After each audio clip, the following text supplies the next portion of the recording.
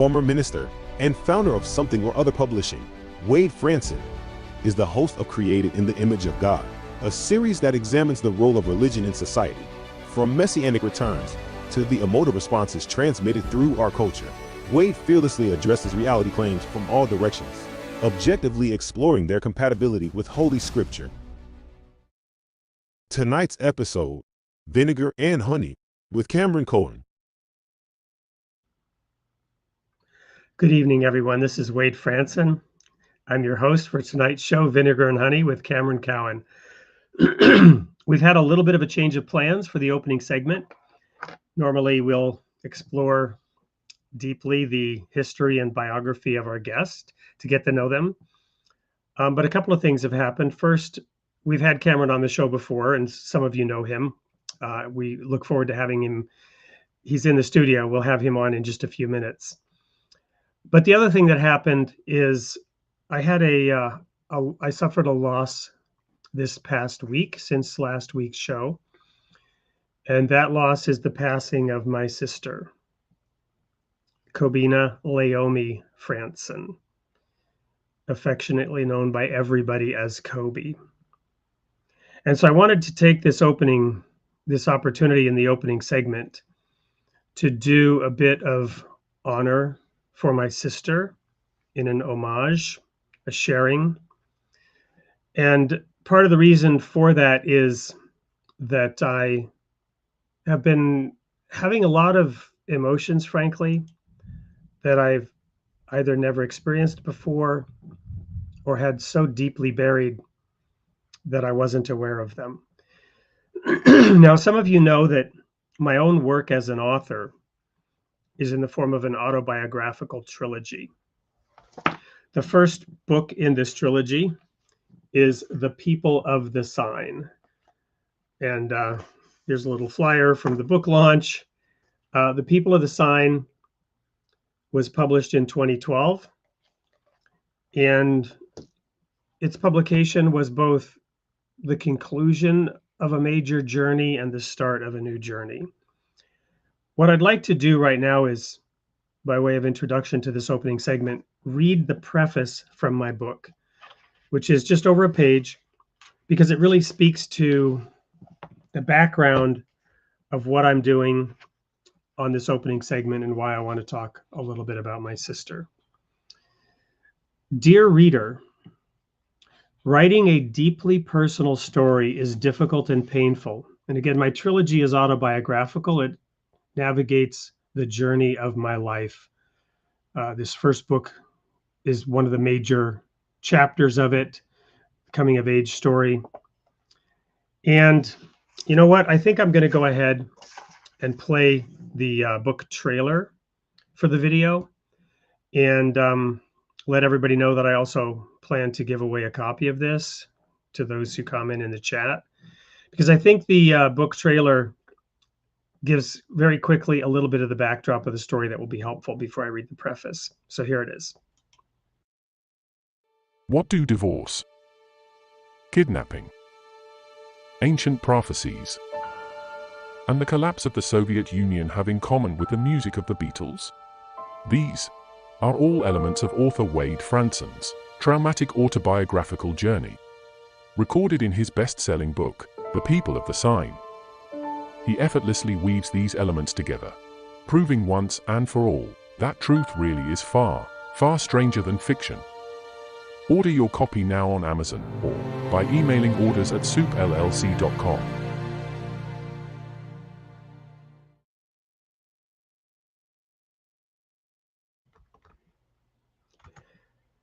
So in that book, I explain how the divorce part of that was the divorce of my parents, which happened when I was about 8. My father being from Sweden, my mother being British, of British heritage, born in Canada, and I was born in Canada, where I lived for a couple of years before they moved to the US. When that marriage fell apart in divorce, my mother was awarded full custody. And of course, that was many years ago. I don't look that young anymore, but I'm actually older than I look. So many years ago, when it was very common to award custody to the woman, kind of regardless of the situation. And sorry, I'm just making sure that Taz knows. Just email info@soupllc.com, because we want to get you your 2 books, which are coming to you. And just do it again. Email them and give them your address so we can take care of that and get you your books. So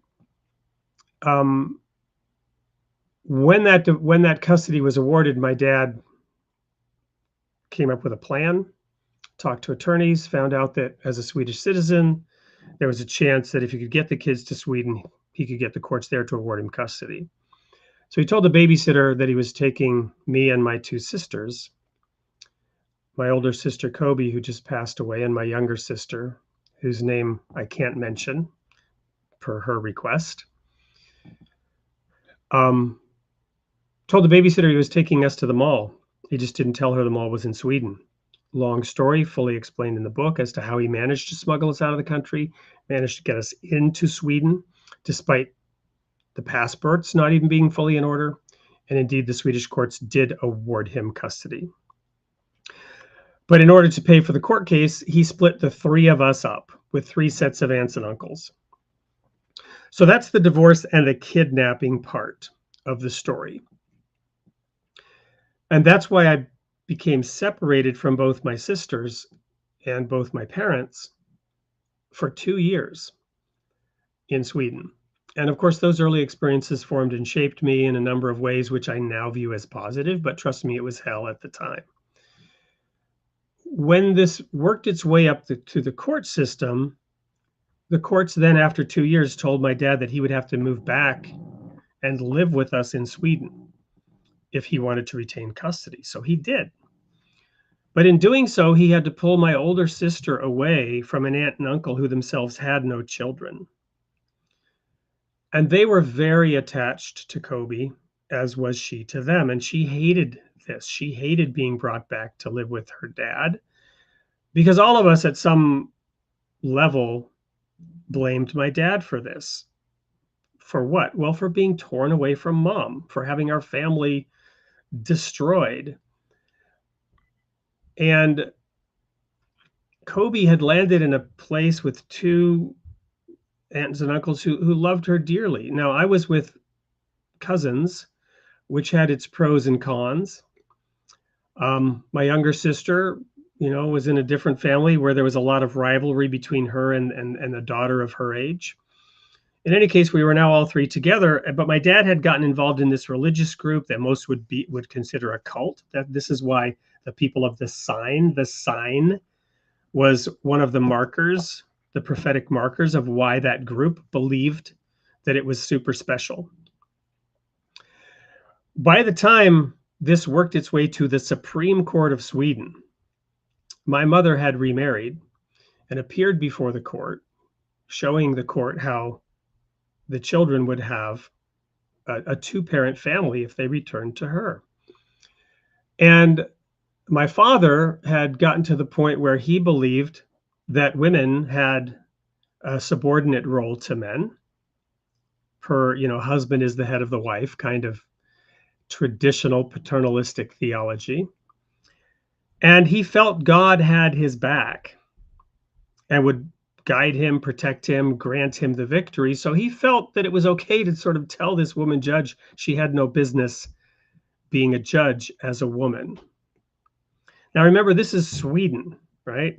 Liberal, progressive Sweden. And so it was not a hard choice for the judge to award the custody to mom, who was there with her husband. Of course, what she didn't reveal to the courts was that this was a guy she'd met in a bar, and it was a sham marriage designed to win the custody, because my mom was an alcoholic, which is why my dad had done this in the first place. And so on the flight back home, my mother was so drunk on the plane, she couldn't make it down the tarmac, down the ladder to the tarmac for the waiting crowds, family, newspapers celebrating the mother bear who had gotten her bear cubs back. Couldn't walk down the steps without aid, was belligerent. And then over the next few months, we had to sit for newspaper articles writing this wonderful story about how Mother Bear had won her cubs back. But this so-called husband was long gone after the first week, and my mother was descending into a completely uncontrolled alcoholism. This led to worse situations, and my older sister, Kobe, ran away at age 13, leaving her 12-year-old brother, me, and my little sister with the alcoholic mother. She was the one trying to hold it together. And she ended up being able to settle with friends and family up in Canada, where we were born. And of course, I was always somewhat jealous that she had escaped. Now, usually I say that that's when the story gets weird, because now religion gets all mixed up into it. And to this day, that's why I'm still a seeker looking for the deep answers to questions. I've gotten the answers along the way, and they help me, but the answers keep going, the questions keep coming, and the answers keep going deeper. And that's the point of this show. And we'll continue to explore and invite people to share their perspectives, because human experience is so diverse and so rich. But back to my sister and honoring her. My sister was born on June 1st, and I was born on June 2nd. So the sibling rivalry in our case was related to the fact that she was trying to be the glue to hold the family together. And I resented this. And that framed and shaped our early relationship, which was of course, damaged by this splitting and this ripping and tearing apart of the family. And so this book that I wrote was therapeutic to work through a lot of that. And now I'll go ahead and read that preface and wrap this up with some comments about my sister and the loss that I'm feeling, and try to explain what it is that I'm feeling now, 10 years after I finished writing the third book in this trilogy. The second book's called The Hardness of the Heart. The third book's called The Rod of Iron. Dear reader, writing a deeply personal story is difficult and painful. It's just plain hard to approach life objectively or to understand your own motives.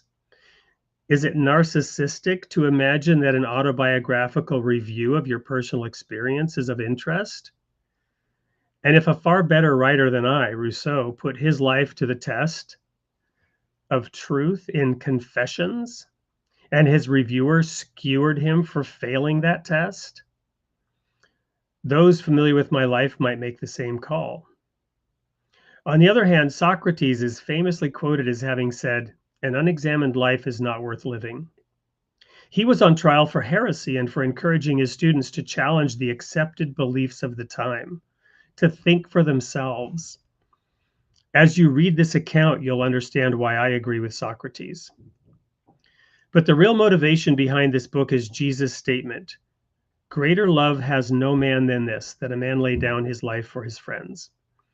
As I metaphorically lay my life bare for you in the pages of this book, I pray that it will be a blessing to you in some way.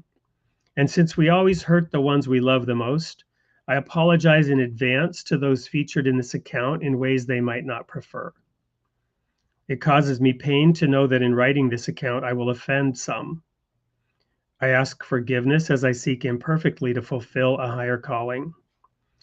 This book contains obscure biblical and theological references essential to the story, which may be puzzling to those unfamiliar with Herbert Armstrong and the Worldwide Church of God. This may detract from the text the way obscure 19th century whaling and zoology information detracts from Moby Dick. Some reviewers praise the recap of key doctrines and my struggle with their accuracy. If you don't, I guess you had to be there. Finally, your life is unique. You are a treasure to God, who I believe owns the secret place deep within your heart that is his abode. I realize that I'm on one extreme of the Worldwide Church of God experience spectrum, viewing my time in the Worldwide Church of God as overwhelmingly positive, knowing God guided my steps and used even painful experiences to bring me closer to him. Some with similar experiences disagree almost violently. I can only hope and pray that laying down my life may in some way be helpful to you as you continue, dear reader, along your own path, independently investigating truth. I'll end this open preface with two quotes.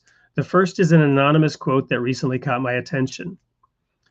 The only thing I can change is myself, but sometimes that makes all the difference. My editor provided the second. The function of music is to release us from the tyranny of conscious thought. So hopefully that gives you a little bit of insight into how I've approached my own self-therapy through my writing and the journey of truth seeking and discovering what works and what doesn't and making peace. But back to my sister and this rivalry and the fact that once a year, she was 2 years older than me on her birthday, June 1st. And this bugged me as a kid, irritated me. Why couldn't I have been born on June 1st, I thought. Then at least one day a year, I would be the same age. And I could be her equal. And I could tell her, you're not my mom, shut up. The tip of the iceberg of my loss of my sister hit me like a knife through the heart when I realized on June 1st, which is coming up very fast, I will at last be the same age as my sister because she's gone.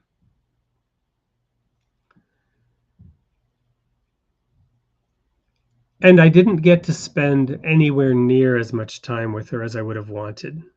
And all the things that bugged me about her back then, and perhaps remnants of which remain throughout our lives, were really a result of who and what she was and her processing of these events. The reason I had to write the autobiographical record in the way that I did was because anybody else, like those newspapers, were going to try to tell the story their way, put their spin on it. I won't go so far as to say this is my truth. I don't like that term, my truth. This isn't my truth. It's my perspective on the greater truth. And we need to really deeply understand other people's perspectives.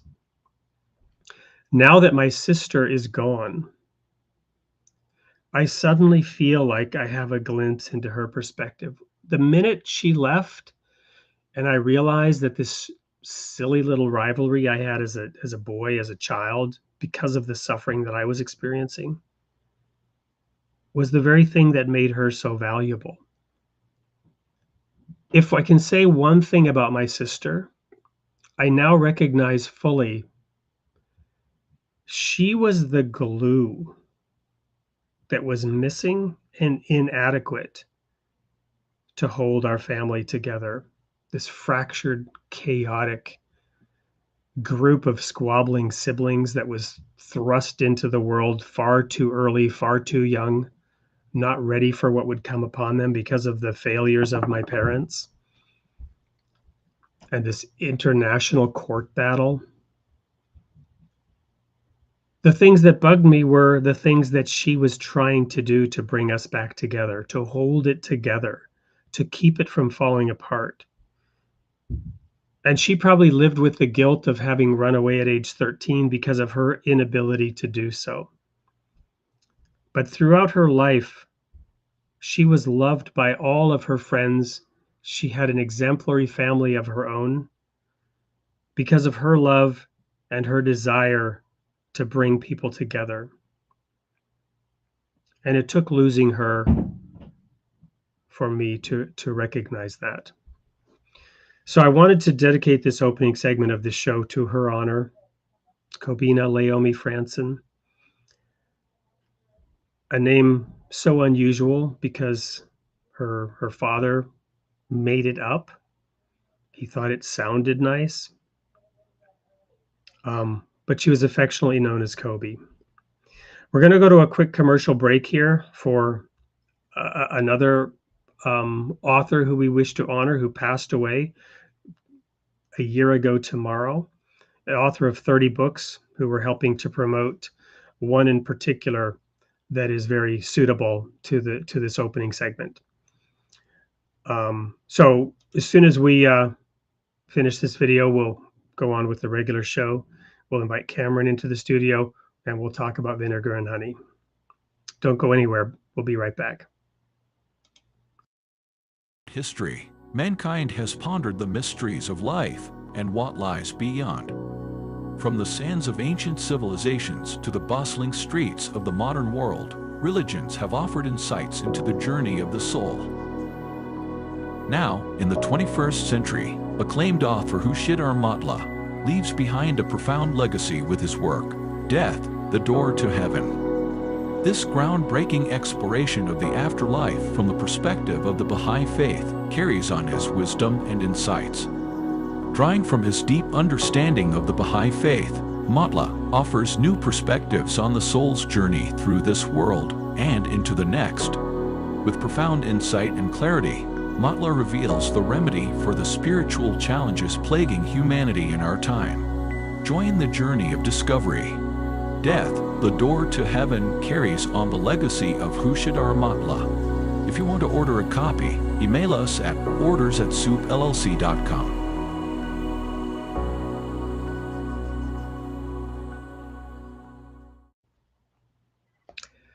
So a quick plug for that book, which I have a copy right here.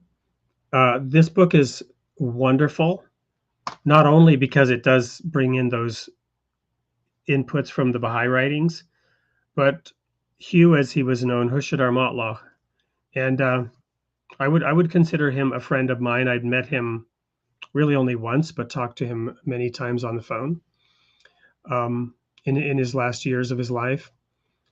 And he brings in the holy writings from all over: the Bible, the Old and New Testament, the Quran, the Bhagavad Gita, Buddhism, Hinduism, secular quotes, exploring the issue of death and what we call heaven from all those different perspectives. An amazing and wonderful book. With that, let's welcome Cameron into the studio. Welcome, Cameron. Hello, hello. Well, that's a tough act to follow. Well, I'll take that as a compliment. I'll take that as a compliment to my sister. She is, in fact, a tough act to follow. And in her passing, she also is a tough act for me to follow. So she's already living up to her reputation. Well, and I really appreciate the generous comments that were in the chat, and please keep them coming. So, Cameron, the original idea that I had for this show was reward and punishment. And yes, you suggested Vinegar and Honey, which I loved. So let's start right there. We talked about this a little bit in the sneak peek. We'll unpack it a little bit more. What is the difference between Vinegar and Honey and reward and punishment? Well, I'm going to try this under this camera. You know how there's an old saying, you catch more flies with honey than vinegar. And I don't know, I was just kind of in the moment when I was filling in the form for the title of the show and everything. It just occurred to me that this was a kind of a similar situation sort of thing. But of course, I and I mentioned that I always think of carrot and a stick when I think of reward and punishment. And you shared the difference then between vinegar and honey, which I thought was quite insightful, and the carrot and the stick. Well, that's better. I think carrot and stick has, there's an element of coercion. There's an element of, if you don't chase that and follow that and eat that, then, then you're going to, then the stick comes out sort of thing. I think, whereas like with honey and vinegar, it's a matter of, there's a choice, there's an attraction, it's a different dynamic. You have to choose, and you have to kind of decide what works best for you. Now, there are some things that will go for vinegar, natural microbes and other things, or even, deer who like things very salty, might go for vinegar, but other things will go for honey. Some people just like to suffer, so they're going to sit in the corner and drink vinegar. We call it 2-buck chuck, but they'll sit in the corner and drink vinegar all night long. So it really, but there's a choice, and there's a choosing, and there's, what energy do you want to play into? And so that's why I thought it was rather apt. Well, there's a quote which I want to find. It's from the Baha'i Faith, and somebody who's maybe listening in from the Baha'i Clearwater channel might find it, but where Baha'u'llah, the founder of the Baha'i Faith, says something, and I apologize for mangling it, something to the effect of, God has ordained reward and punishment of the twin pillars of civilization.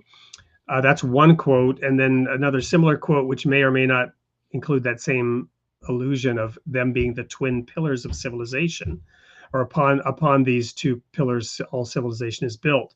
But also that these two are life itself, that they're not only the twin pillars of civilization, but they are the very source of life. In other words, it's woven into the DNA of creation. And when you think about evolution and so-called survival of the fittest and other ways in which we've looked at evolution, and the betterment of a species, the achievement of any goal, you might say, the vinegar and honey analogy, moving towards the light and moving away from darkness. And that the light, helps us see how to improve. And the darkness, may give us some solace at times, cover up some of the things we don't want to see. But dwelling in darkness is not a good recipe for success. So, well, and that's an image that we see, stretching back to antiquity with Plato's cave. I know you're not a huge fan of Plato. Oh, I am a fan of Plato. I don't know why you would say that, but I am a fan of Plato, actually. With the cave and leading people into the light. I think also the other kind of image from antiquity that I love with this is Prometheus stealing fire from the gods, which as an origin story I much prefer to the Judeo-Christian Adam and Eve story.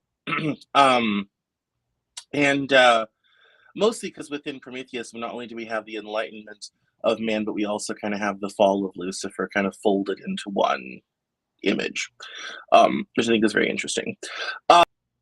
And also it gives you a great insight into the Greek view of the world, which I think is very different from what we have now after 2,000 years of Christianity.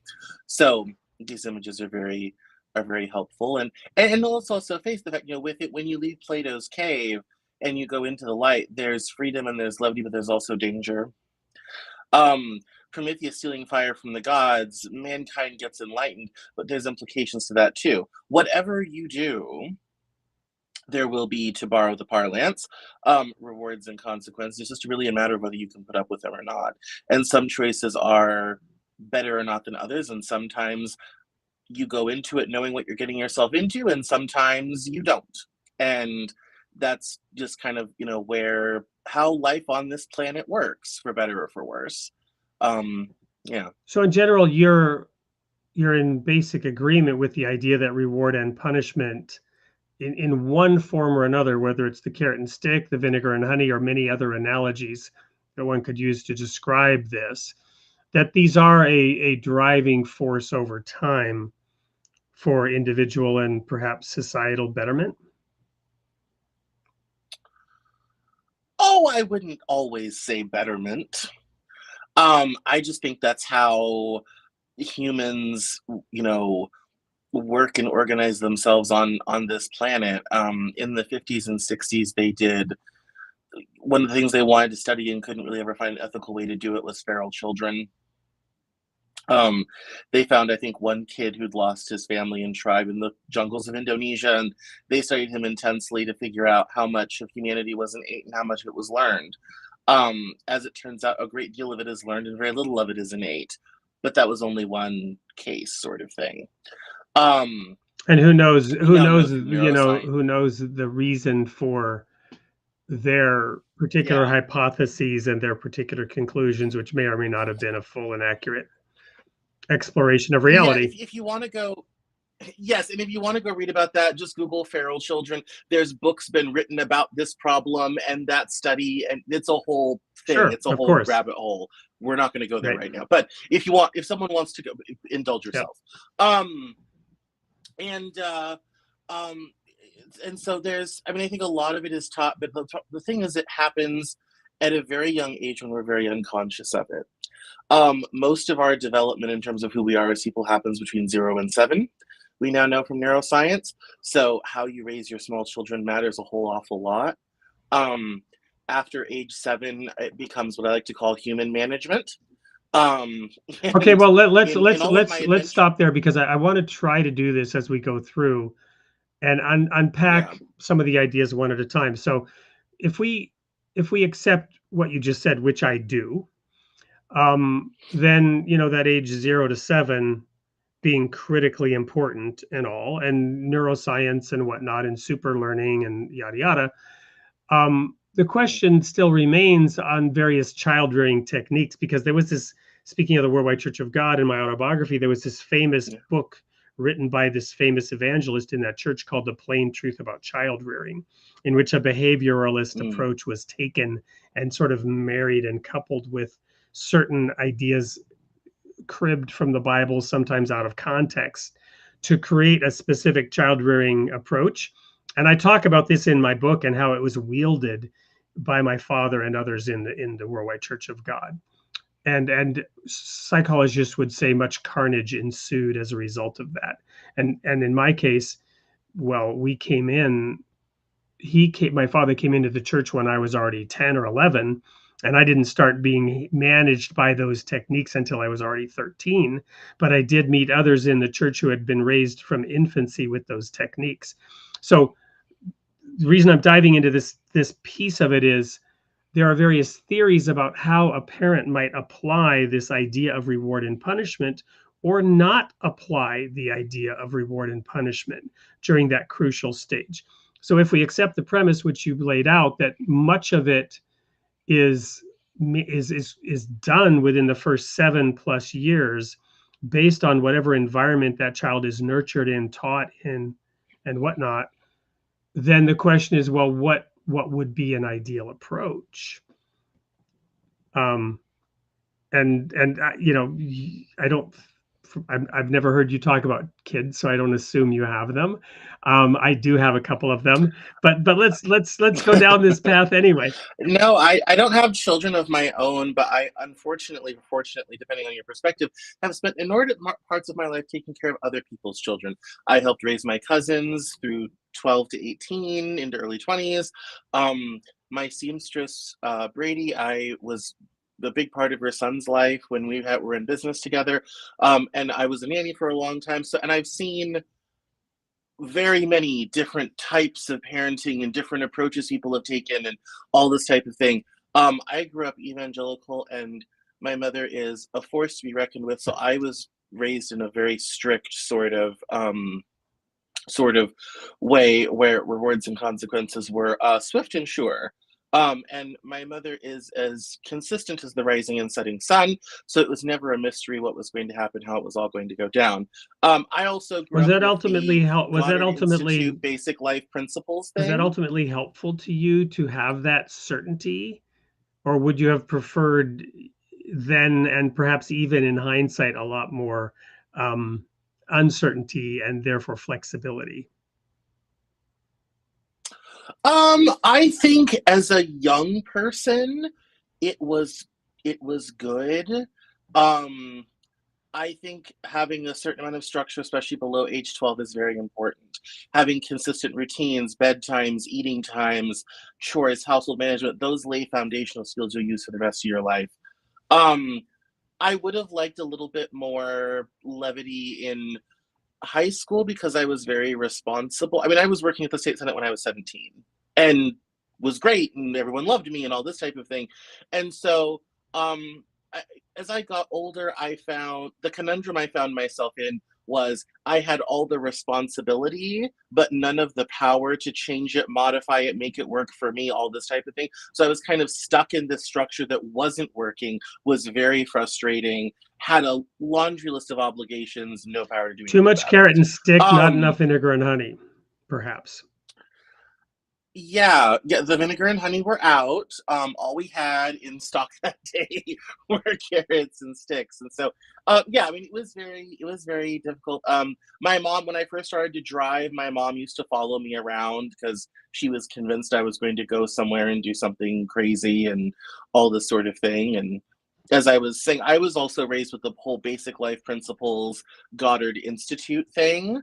So I was at the little conferences with the sashes and, holding our arms up like this and all this sort of thing, which if you watch that documentary, Shiny Happy People, they go a lot into basic life principles and all that whole thing that is over there, which is one of the reasons I haven't watched it. I'm still traumatized. And so, yeah, I mean, on the one hand, that, which is also homeschooling and all this sort of thing, it has allowed me to live an absolutely crazy bonkers life and do things way younger than I ever would have done. It's given me, as someone who is self-employed and works for myself and all this type of thing, it gave me the discipline to know when to get up, how to fulfill a contract, how to make sure that I've given every person they need, to make sure I, get to every meeting and be on time. Because for my mother, on time is late. She's 15 minutes early. She was sitting in the parking lot. And so I mean, all of that has been tremendous in my life. However, I'm with someone right now who wasn't raised like that at all. And she is much more of a free spirit. She's more open to wants and needs and desires. She's much more in touch with herself than I probably ever will hope to be. And so she'll get up and say, I want X, Y, and Z, don't you? And I'm kind of like, well, kind of, but I repressed it, sort of thing. And she is, is not that way at all. And so I also see where there's some deficits in terms of how you live your life and things that you do and do not do and all this type of thing. I'm old enough now to say, I'm turning 36 in 10 days. I'm old enough now to say it's both and. There were some great parts of it that have helped me. There were some not so great parts. Well, and I think I'm looking for the right way to bridge this from the very personal, individual, singular experience. I'm reminded of having had Jason Persoff on the show earlier, talking about COVID and people's experiences and his scientific perspective that your individual experience is completely meaningless. And only when we, look at a large set of people and get the aggregate data over time, can we understand the truth, because you, as a one individual, have no clue based on your personal experience. I found that entertaining, amusing, had a truthiness to it, but also completely wrong. In one sense. Well, it's one of those situations that I can, if something terrible has happened to you, and I can say, well, on the bright side, this only happens to 18% of people on the planet, which is a comparatively small number. That's great to hear. But if you're the one who's got this bad thing happening to you, for you, it's 100%. Right. Like for you, the stats don't matter. It's 100%. And that, and that is a different, sort of, dynamic. But when you talk about society, before we started, we were talking about how this plays out in society with things like social policy. Well, exactly. And that's where we're going to go next. Yeah. Is that I'm giving you a bridge. I'm building a bridge, Wade. And now we're on to societal social policy. See what I did there? That was amazing. And thank you for being an enabler there. But before we do, we're going to actually play a little clip from your book, because we want to continue to encourage audience participation, more broadly. Yeah. We've got a couple of people making comments, so lots of them, which is great. Would like to encourage some others. So you'll have, and there's a tornado warning going off here in the background. And I don't know if you guys can hear that. I can hear it coming through our phones. We have a tornado warning going on here in my home studio. Anyway, assuming that we don't get hit by a tornado, tomatoes may be coming this way too. We will play this clip, Cameron, of your book about how to make sense of all this madness.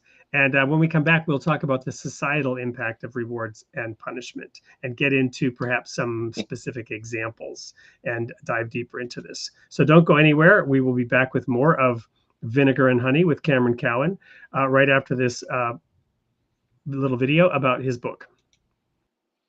Feel overwhelmed by the confusion and chaos of today's world? Politics, the media, and even the environment have become increasingly challenging landscapes to navigate. We're living in a narrative that began 4 decades ago, and now we're reaching its climax. What the Hell is Going On is here to provide clarity and perspective. Don't get triggered by another tweet or misled by clickbait ads. Gain a deeper understanding and grasp the broader picture. Understanding is powerful. When we comprehend the news in context, we can see through the sensationalism and misinformation. Get insight and clarity by discovering what the hell is going on post-COVID. Cowan's insightful and well-researched work will help you navigate the complexities of today's world. Order your copy today.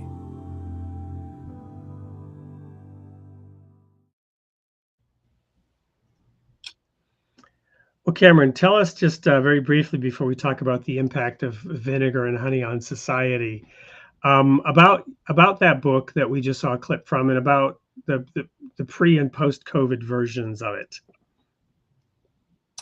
Yeah, so What the Hell is Going On was an essay collection I put together that was kind of the best of the Cameron Journal, CameronJournal.com, from 2014 to 2019, and it came out in 2019. It was the first book I ever published. I learned layout and cover design and all this sort of thing on that book. So the first edition, while somewhat popular, it was imperfect. And so the post-COVID version does 2 things. One, a lot of the problems have been cleaned up, which is great. And the other thing is it has a whole bunch of new essays, including new essays on the Black Lives Matter movement, domestic terrorism, woke culture, how America is changing, cybersecurity, and a signature essay I wrote with the Military Religious Freedom Foundation about Christian nationalism, which is a must-read for all people. So there's a lot of great new material. The old material has been fixed up. The new cover is really lovely. And it was designed by my friend Jenna Thomas, who has done my next couple covers. And it's really great. It'll be coming out in the fall. Wonderful. So if somebody wins a copy, they'll get the pre-COVID version right now? Yes, or they'll have to be very, very patient. But otherwise, yes, right now you get the pre-COVID version. So wonderful.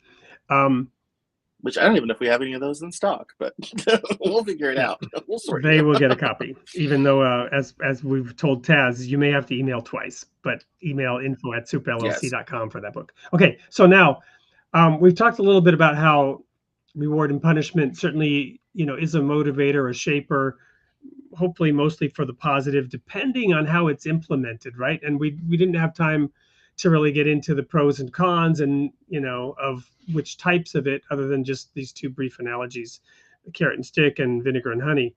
But really, how does one implement reward and punishment on a societal level? If we take for granted, which I do, this quote that I mentioned from Baha'u'llah, that reward and punishment, twin pillars of civilization, and life itself, and my own analysis of reality and the way the world works, and it is a good thing to be intrinsically motivated, but at the same time, the paths that we have to walk on and drive on, and the behaviors that are necessary to survive are all shaped by these ideas of reward and punishment, whether it's vinegar and honey or whatever. But once we get systems of systems, right, complex systems of systems, in which decisions, laws, rules, regulations have society-wide impact, that's when unintended consequences can begin to point out this sometimes very serious flaws of any systematic effort to deploy a reward and punishment framework. What's your reaction to that? Well, I think the incentives for that sort of thing come in a variety of ways. And different societies do it differently. In East Asian societies, social shame is a very important thing. We haven't done a book trailer for it yet, but my other nonfiction book, America's Lost Generation, is coming out this fall. And it analyzes millennials and our plight through the eyes of our Japanese cousins who did it 15 years before us. And one of the things I learned about Japanese society in my extensive research was how much they rely on social shame, I can talk, to really reinforce their social norms. And that's true across Japan, China, but to a lesser and different degree. Korea, very much so. Let's talk about Japan for a moment. Social shame versus what, for example? Contrasted with what, for example? Yeah, so social shame as opposed to the Anglosphere, United States, Canada, UK, Australia, where we use law, the legal system, and a lot of slack in our societies in order to, kind of regulate behavior. I think the most comparable thing that's kind of a merger of the two is Germany, which kind of has a little bit of both, a strong legal system and social shame kind of working together in order to have, a certain society and a certain way of being. And I'm smiling because I lived in Germany for almost 10 years. And I kind of thumbed my nose from time to time at a little bit of the social shame. Much to the consternation of those around me. Yes, I mean it is. I mean there is kind of these different ideas and systems. So we reward and incentivize behavior through a variety of ways. When we had the drug war, we tried to really disincentivize that by having high sentences. You used to be able to go to jail for 25 years for a nonviolent marijuana offense, and in many ways. My sister, my little sister, who won't let me use her name in my work, which I honor, is a felon for that reason, and that goes around with her and has caused her no end of harm and heartache. One of the best writers I know, a guy named Drew Mason, who lives in the mountains of Appalachia above Tennessee near Dollywood, is very much in the same boat.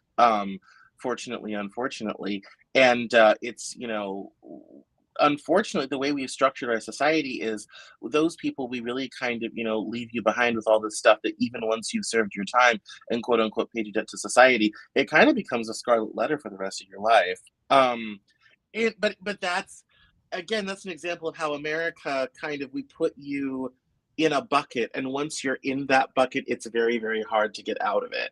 And we do this, socially with the criminal justice system. We do it through race. The British do it through class. We do that kind of through class, but with enough money, you can be anything in this country. But in Britain, the class system has been in place for 1,000 years, and whatever class you're born into, that's where you're at. Well, but surely the British system marriage into the aristocracy or royalty. Surely the British system hardly compares to the caste system of India.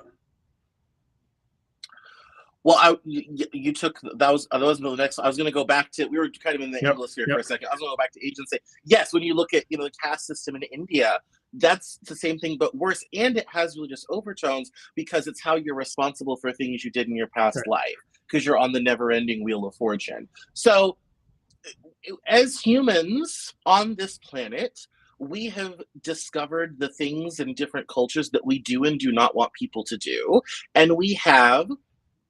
And you can see this with school children, created rules and institutions to kind of elevate that which we want people to do and repress that which we don't want people to do. How is that? And watch any group of small children play amongst themselves, and you'll see this dynamic. But how is that different from social shame? And again, getting back to the feral child kind of approach, is that more inherent behavior, or is that really inculcated into those children? I mean, I think a lot of it is taught, especially by example. Um, Especially, I mean, and depending on the society and culture you grew up in, the social shame is an enforcement mechanism. And that's really when we talk about these incentives, disincentives, the carrot and the stick, the vinegar and the honey, which one we want people to go towards and want people to avoid. Really depends on how it's enforced. So in Japan, your advancement in society and your ability to get a job and survive is really dependent on your personal connections, usually coming out of school. So whatever cohort you're in, you better like them because you're stuck with them for life.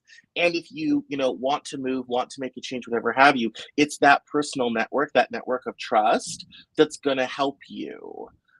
That's not as much so in the Anglosphere where meritocracy is more of a thing. And it's like, what degrees do you have? What qualifications do you have? In this country, a lot of your success is on something as banal as skin color. In Europe, it's class.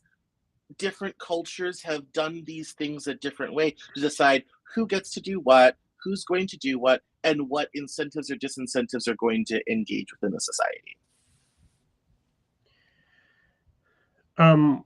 Do you have an evaluation of these different? So if we look at the world, its nations, its cultures, as a set of petri dishes, right? Each one with their own unique culture. If we grant that we are all really one, right? We are all human beings. There's one species, and the whatever fraction of DNA that delivers a different color, right? Is so meaningless that there's really no difference between any of us. Then all of these little petri dishes are all seeking to do the same thing, which is to create the best culture for this species, right? And let's even throw religion into it and say holistically the best culture for the souls of these species. In other words, not just this experience, not this circle around on the merry-go-round, but for our eternal life. Do you have any opinion on which of any of these petri dishes are more effective at delivering that than others? And this isn't a judgment of the people, other than to say, well, these people seem to have figured it out a little better than these other people. I mean, that's all a matter of perspective and where you come from and what you want. Well, there you go. What if you want, right? a highly, yes, if you want, well, if you want a highly clean, ordered society with, you know, high levels of social trust, we might look to Singapore or to Japan. If you want a dynamic, innovative society that will put a man on the moon, the United States is your bet. If you would like a clean, orderly society with lots of industrial capacity and the ability to kind of do things in lockstep, you might call Germany. If you want to conquer the whole planet, you might want to call the British, the Dutch, or the French, or the Spanish, or some combination of all four. Which leads me to one of my favorite jokes, having lived in Germany and Switzerland. You know what the difference is between the Germans and the Swiss? The Germans will give a millimeter. Because the Swiss, you know, if the German trains run on time, you know, well, the Swiss trains, you know, you could set the atomic clock by them. And no, I mean, they're and people, I mean, and let's not. And I loved it. I loved it in Germany and Switzerland for a while, and then after a while, I could no longer take it. Yeah, well, and let's face it, when it comes to having a functional society where people are able to live their lives, buy food, have children that survive, all this type of thing requires a certain amount of that. And There are some societies where they don't have much of it, and I would say their societies do not function as well, but that's my American perspective. Their perspective would be rather different. Um, and I think one of the kind of great crimes we do is we keep ascribing Oh, our European Anglosphere perspective on the whole planet. That doesn't well, work. having You lived in know, 7 different countries, I can absolutely speak to that as to how these different countries view each other. And every one thinks right? that they have it all figured out and that their system is the best. Of Except course. maybe America in the modern era. In the last 10 years, America seems to be the most self-loathing country these days, in which we're convinced we've got it so completely screwed up beyond repair that we have to dismantle our entire society and commit Harry to bring in a different societal concept into ours. Yeah, I mean, yes, I mean, I agree. We're definitely, Jimmy Carter's malaise seems to have reared its ugly head um in the last several years. I remember I was editing a podcast episode called The Presidents in season 2 of the Cameron Journal podcast, and I went through all the presidents from Washington to, I think when I was doing it we still had Trump in, from Washington to Trump and everybody in between, and I did a whole bunch of kind of different presidential speeches and all this type of thing, and so I had to watch several clips of Jimmy Carter's malaise speech to find the clip I was looking for. And I called my mom and I said, did he really get on national television, complain things were bad, and then offer no solutions? And she's like, yes, and that's why he lost in 80. And I'm like, I can see it. I totally get it now. Like, screw the Iran revolution. He would have lost my vote on that basis alone. Like, but sir, you're the president. Like, so, no, I mean, but I think it's because in America we have this bad habit of thinking it's always better somewhere else. And I think that's because we had this attitude of westward expansion. If you don't like it here, go somewhere else. Well, we've gone from coast to coast. Canada's not letting us move in. Mexico doesn't want us either. So we're kind of finally stuck in this geographic area, and we can't just go somewhere else and do something else or start something different. We actually have to live here with the people that are here and actually address the problems and issues. Now, I tend to agree with you. I think we're getting we could use an SSRI. I think Zoloft for the country might be a good idea. But for the first time in almost 250 years, we're actually going to have to fix things around here rather than just move somewhere else. And so I think we like to look to Europe for its social programs, especially tells us that love of universal health care and better welfare. Oh, yes, the Scandinavian countries, that's the system. And other people who want a clean, orderly, regulated society, they will look to East Asia and say, oh, why can't we have Japan or Singapore, or Vietnam or Malaysia. And so there's, I think, this natural tension of how now shall we live? A very great book, by the way. But and trying to figure out kind of what the path forward is for the United States in the 21st century. And I think, I think it's competing desires. We want the dynamic, innovative, you can start in a garage and create the Disney company. You can start in an office and create Amazon, all this type of thing. We want to keep that, but we also want the trains to run on time. We also want the subways to be clean. We want public transportation. We want, a solid social safety net. Maybe some of us do, some people don't, all this sort of thing. And so I think right now we're having this great debate of what we're doing isn't working for a lot of people. What's next? I'd like to, and unfortunately, rather than looking for the answer, we're looking out to the rest of the world to tell us what to do, and it's not going to work. I'd like to throw an opinion out there, bringing it back to sort of this idea of reward and punishment. First of all, you mentioned Scandinavia, having lived in Sweden and thought about this a lot most of my life. The thing about Sweden and its version of socialism, if you will, and its version of the orderly society that takes care of everybody and has reduced significantly income inequality, and brought the poor up, and without completely, having to destroy the rich. Although, by other standards, certainly there are less opportunities to become fabulously wealthy in Sweden. And nonetheless, one of the richest people in the world was Swedish. Kamrad, the founder of IKEA.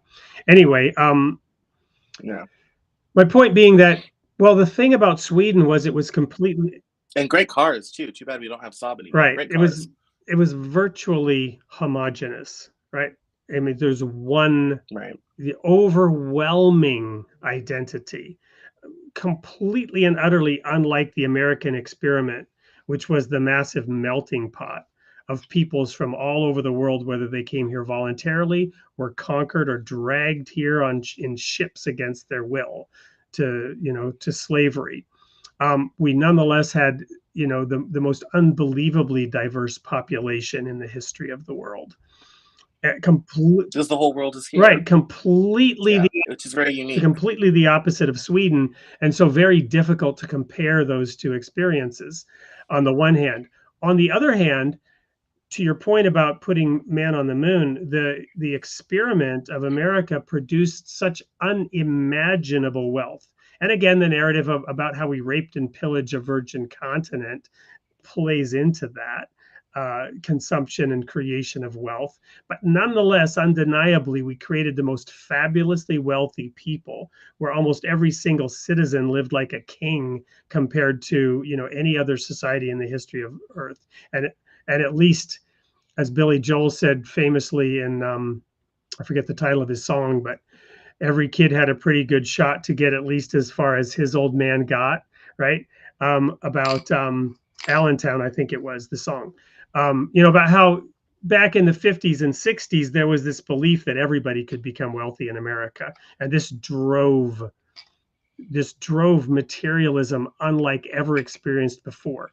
My point being that although we had greed, insatiable greed and envy, of those who had it better, the keeping up with the Joneses kind of effect, nonetheless, the gross impact of reward and punishment was largely removed, to the point where the opioid crisis, was spurred on by the fact that we were trying to remove every kind of suffering, every kind of pain had to be completely removed. All you had to do was go into a doctor's office, point to a little chart, and say, yes, my pain is a 6 on a scale of 0 to 10, whether it was or wasn't, your real pain, your psychic pain, whatever it was, and you would literally be given an opioid to ease your pain. So in that sense, this malaise that we experience, or this self-loathing, or this lack of satisfaction, of happiness, of contentment, on the one hand might be laid at the feet of having eradicated reward and punishment in to a large degree. And I'm not just speaking of America now, but I'm speaking of the entirety of Western civilization. Yes, I mean, I can see that. I mean, I think there's a lot of people who would rather live in a society as we once did in this country, focused on mass affluence, and we had the tax policy and the regulations to make that possible, and we dumped it so a handful of people could get stupidly wealthy. But I also would say, I mean, I think that can be an outgrowth of that, but certainly our society today is a lot harsher than it used to be. I remember years ago, I don't remember if I wrote it or I said it, but I expressed it by some means, where I said, I think one of the really odd things about America today is if you make a mistake and if something goes wrong, recovery is a lot harder. Like, let me give one. Have like 3 divorces. I'm like, how did you afford 3 divorces? I don't understand. But you know, it was a different time, a different situation. You could bounce back. Nowadays, you make a career mistake, that can be fatal. Marry the wrong person, devastating. Well, I mean, here's a great example. the ability to kind of come back from life's mistakes is a lot less than it used Well, to be. one great example of that today, if your car is worth $10,000 and you have a fender bender that messes up some of the sensors or equipment or this, your car will be totaled and not allowed to drive on the road. Yes, I've been there, done Even that. though it Yes. is completely and utterly functional. And you know, a few Yes. decades ago, every car on the road was less safe than that car.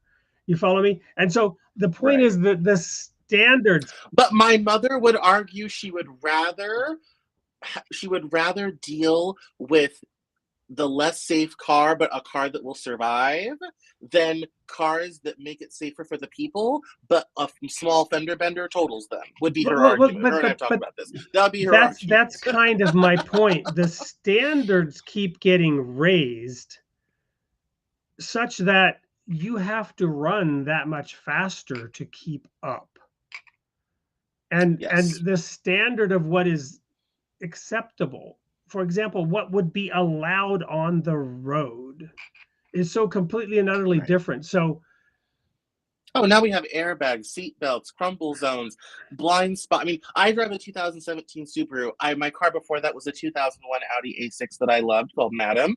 I called my dad like the third day I owned it. I said, I need the entire crew of the Starship Enterprise to drive this car. It has more buttons and screens and does. I still don't know what some of those buttons do, and I've had the car 6 years. It's out of control. It's just so much. But on the bright side, one would argue a backup camera, which is now mandatory, is way safer. You don't run over. I mean, all of these things. And my mom would say, well, my 63 Ford Fairlane that I had when I graduated high school was just fine, thank you. And I don't need all although she loves her backup camera now. But she would still argue her Ford Fairlane was just fine. Well, but it got her through 2 years of high school and to work. But you get my point, Cameron, in terms of unpacking how and why it is that one mistake today sets you back. Again, you know, the mistake of what college you go to. People are graduating with $200,000 in college debt. Of course, we'll just forgive all that debt, but that all then gets transferred to the taxpayers, who have a harder time than being able to put away any money. Meanwhile, the universities, who arguably are the cause of it all, are completely exonerated from having created worthless degrees that cost $200,000. Worthless in the sense that they don't allow the person to ever get a job that could possibly pay back the debt. Again, the reward and punishment aspect of that has been completely severed. The cause and effect of who created that debt and why, and from whose pocket did the money go into, and is that person expected to pay back the money for this useless degree that put somebody $200,000 in debt? You follow me? So this complicated system of systems has removed the causality of reward and punishment, is I guess what I'm saying. I mean, I think it is. In microcosm situations, that is certainly true. I mean, the student loan debate, which we've had before, there's aspects of it where people are the way that debt is handled and managed could be changed to make it more achievable for most people.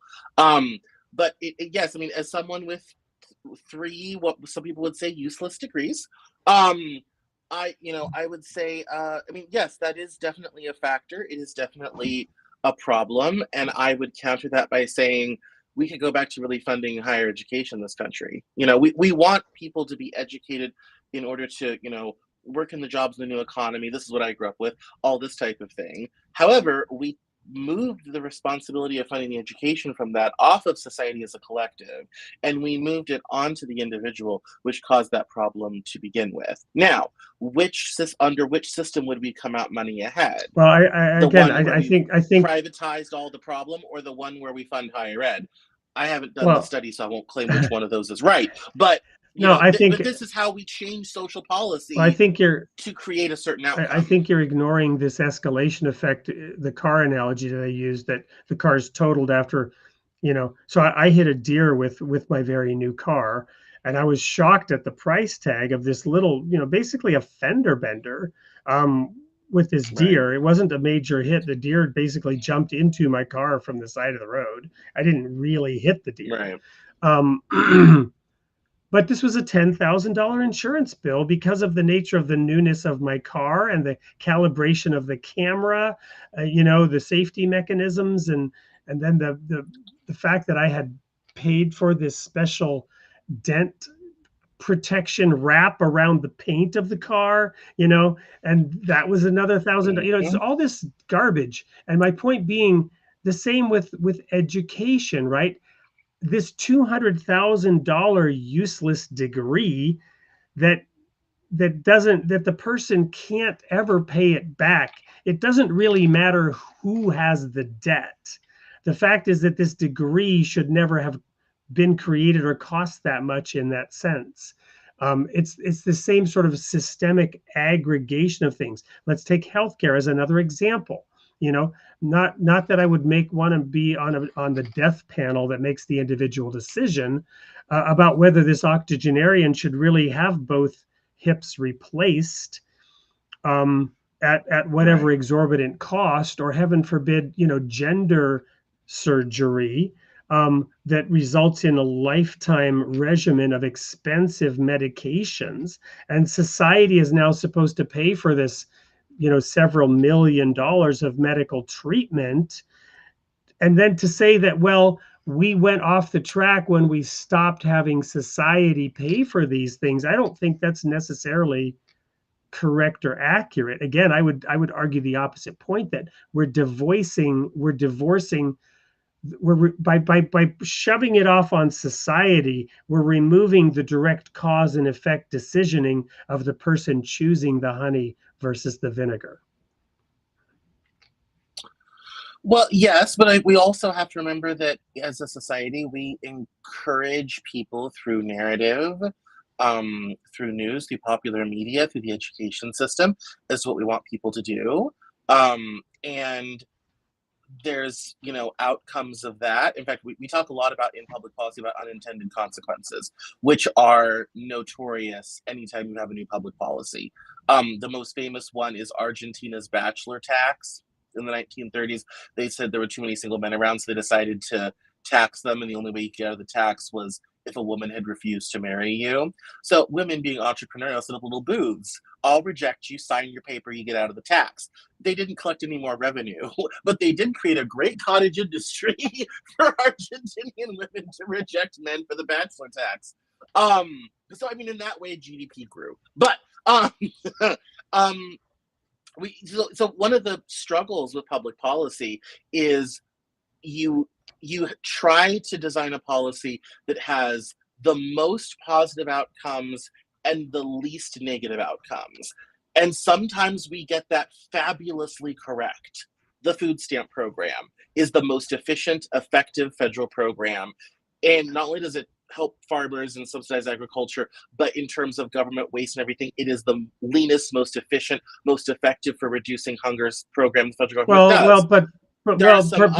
Perhaps that are not so efficient. Yeah, perhaps save for the fact that sometimes you get it right, sometimes you get it wrong. Perhaps save for the fact that food stamps can be used for soft drinks and frozen pizzas. And people with Mayor Bloomberg of New York who would argue, no, we shouldn't have that. Yes, I mean, all this sort of, yes, there are arguments out there for that. And I think, that's something in the conversation of public policy. That's a conversation worth having. But I'm strictly from I agree with you. I'm not dissing. It's an incredibly efficient I'm not dissing the food stamp program with that statement. I guess I'm really contrasting that sort of social shame model that you talked about in certain Eastern countries Yeah. versus the American complete and total freedom. Well, if I want to use my food stamps to buy, you know, sugar water and nutritionless, quick, fast food, I should be allowed to do so, just like any other American should be allowed to ruin their health. And that's something where, I mean, yes, and in that way, I mean, how American, have we sort of designed that? If Germans were designing that program, they would already be out a little, and they would have an itemized list of exactly to the item of what you could and could not buy, and they would update it weekly. Teams of people would be spreading out the whole nation, deciding what exactly people could buy and how and all this type of thing. It would be very ordered, and there would be a program, there'd be committees, all this sort of thing. It's true, which is why after 10 years in Germany, I couldn't wait to get back to the freedoms of America. But this really gets back to, whereas in America, we'll drop $400 on your EBT card and shove you out at the grocery store and say, have fun. Well, but and to wrap this up, and especially for our religious folks, I do, the title of the show, Created in the Image of God, the Role of Religion in Society. I mean, perhaps this is a good point to leave it on, is that the way that, in my view, the way that God created us, he put us in the garden, and he gave us sovereignty in that garden. He put the greater and lesser lights in heaven, the sun and the moon, to rule the day and to rule the night. But other than that framework, he said, you are in charge. He gave us commandments: dress and keep the garden, something we haven't necessarily done the best job at. The other commandment, be fruitful and multiply. That one we knocked out of the park, became the most invasive species the world has ever seen.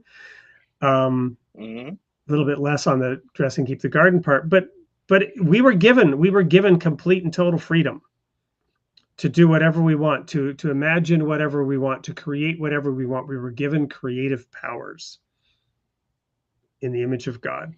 And this little petri dish called the planet, we were allowed to build whatever society we wanted. And we've done so all around the earth in hundreds, if not thousands, of cultures and subcultures.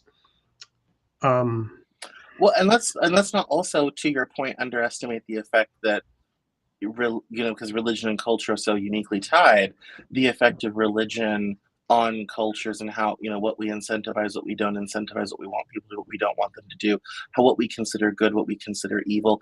Especially when you get into smaller, more odd cultures like the Hmong people and different tribes who have really different ways of organizing their society and really different customs and, all this type, and sometimes very different beliefs about the divine and all this sort of thing. You see that interplay, and that's what I think, makes this conversation interesting. Is, if you gathered 10 people from 10 diverse cultures and started testing on this stuff, you'd get very different answers. What is acceptable in Tokyo is not so in Berlin, but maybe in New York. And perhaps maybe not so in Singapore, but might be in Ho Chi Minh City or Jakarta. And so you end up with this great diversity of things and ideas, and that's where, being able to kind of pick what cultural religious regime you want to live under is a great luxury, but also being willing to change as the times change. We live in now it's so tough because technology moves so fast, society moves so fast forward. My childhood is the dark ages compared to what kids now have and deal with and are handling and all this type of thing. It's almost irrelevant to them. And that wasn't true. Like my grandmother's childhood during the Depression and my mom's childhood, which took place in the same house, weren't that different. But the difference between my childhood and my mom's childhood and my childhood was a little bit different because we had computers. The difference between my childhood and my nephew of the heart, Oliver, we didn't have iPads. We didn't have so much stuff when I was his age, all this sort of thing. It's so different. The things are so different. I think that's one of the struggles we have with trying to figure out, how do we live? What are the incentives? What are those rewards? Because our society in the last 150 years has gone from agrarian to industrial to post-industrial in only a couple generations. So I think part of our struggle is these long wisdom traditions that took thousands of years to develop and all this type of thing just don't seem as relevant now. Or one would argue they're more relevant today than they ever have been. I love that. I love that framing I of covering all your bases, but it's so true. Yeah, I mean, I tend to believe the great wisdom traditions are more important now than ever before because I think the world needs that. Science is great, but it tells a You're lousy a story. And conservative? as someone as someone who loves a good story, I think religion and spirituality provides that for a lot of people. And I think that's very important. And I think it's something that is, should be honored and respected and understood in society. I also understand those who say, yeah, that's kind of old fashioned and out of date and let's leave it behind, which when it comes to the Abrahamic religions, I tend to be a little bit more in that camp. But I mean, but there is that tension of, yeah, that's old and outdated, let's get rid of it. Or no, we need to double down because the world is a scary and crazy place. And so I kind of see both sides of it, but I think having some sort of spiritual story, practice, whatever have you, it is an anchor and it is a solace in a world that seems to have gone mad. Um, and I can only imagine, in times of previous peril, the end of the Napoleonic Wars, the fall of Rome, the turning of the year 1000, all these sorts of things that sometimes that's all that people had to get through. And, that's perhaps it's a lesson for our time as well. Well, I love how you wrapped that up. I was sort of looking at the clock, realizing we were over and thinking that we need to bring this in for a landing. And I think you did so quite nicely. I will add just a plug for our Baha'i friends, me being one, of course, not to hide that fact, although I don't, wear it on my sleeve all the time. But the Clearwater Baha'i channel that airs this program as well, is that the premise there is that there are ongoing messengers that bring the specific modifications to that wisdom teaching, that shed new light on it, that present it from a different perspective, that give additional clarifying information for that rapidly changing society, just like a physician would, prepare a proper diagnosis of what aileth thee today and make sure that the right remedy is available, because the pace of change and the impact of technology certainly has thrown us all for a loop. That anchor is important, in my opinion. I could not agree with you more, while also being open to new input and new ideas. No, absolutely. And I think, we are, I think one of the great things about the 2020s and into the 2030s is I think we're kind of starting to hit a little bit of a plateau in tech. The chips can't get any smaller. Newtonian physics won't allow it. They fit as many transistors in those as they can. So we're really reaching the top end of what classical computing can do. And the future is quantum, but we're not there yet. The future is AI, but we're not there yet. Quantum and AI together will be like the inventing of the steam engine, but we're a while away from that yet. So I think we're going to have a little time to do some rest. Well, and maybe we're not ready for it. Maybe we've raced ahead. We're out over our skis, and there needs to be a big reset. Well, that gets into my own personal spiritual beliefs on some of this stuff, but yes, I would say that is definitely a factor as well. We also didn't sort of address your perspective on individual collectivism, but we've talked about that in the past, and perhaps we will again.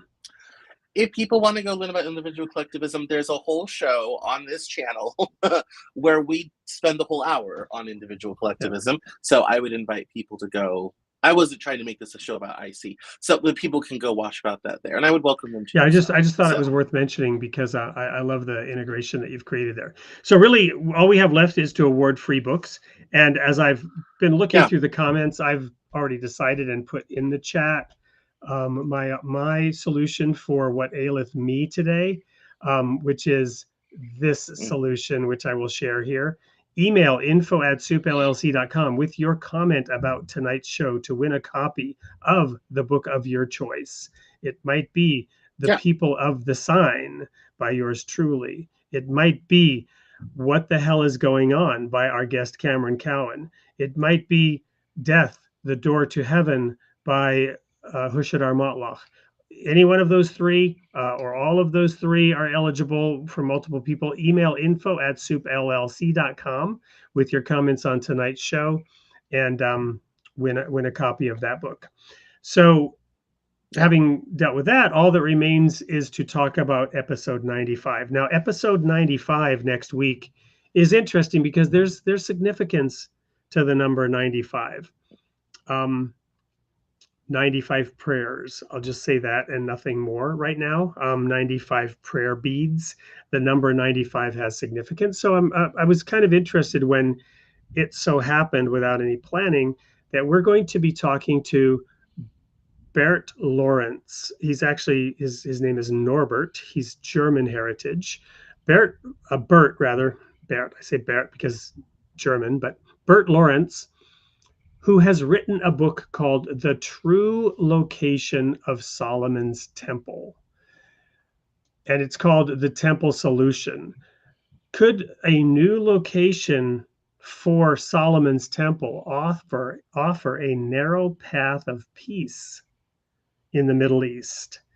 I'm reminded of that Chariots of Fire movie, which I love, by the way, in which the Olympic Committee suggests a different day and a different race for Eric Liddell, thereby neatly solving his Sabbath problem and allowing him to compete in the Olympics, even though his race was scheduled on the Sabbath.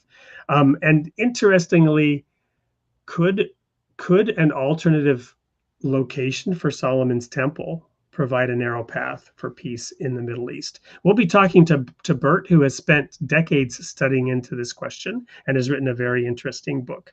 We'll be expanding out beyond just the specifics of his theory and the location into general topics of great importance as the world turns today. Many of you probably following world events know what's been going on. Those references to Jimmy Carter. We're at another pivotal moment in time. Perhaps more so than we think. Perhaps we've been lulled into a sense of security, and Bert's book might be one way to look at this problem in a unique way. So same place, same time, 8 p.m. Central. Don't miss episode 95 next week. Cameron, thank you for being here with us tonight. Any last words, or have you already wrapped it up nicely? No, I wrapped it up nightly, but if people want to keep up with me, at Cameron Cowan, pretty much everywhere except TikTok, which is at Cameron Journal. And if you don't want to remember all that, just over to CameronJournal.com. All the links are there. Lots to read, lots to listen to. And thank you so much for having me on. It's been my pleasure. Always enjoyable. I love both the overlap and the diversity in our viewpoints and opinions. And hopefully it's made for some compelling and entertaining show tonight. So it always does. Until next week, everyone, may God be with you. And I look forward to seeing you here. Same place, same time.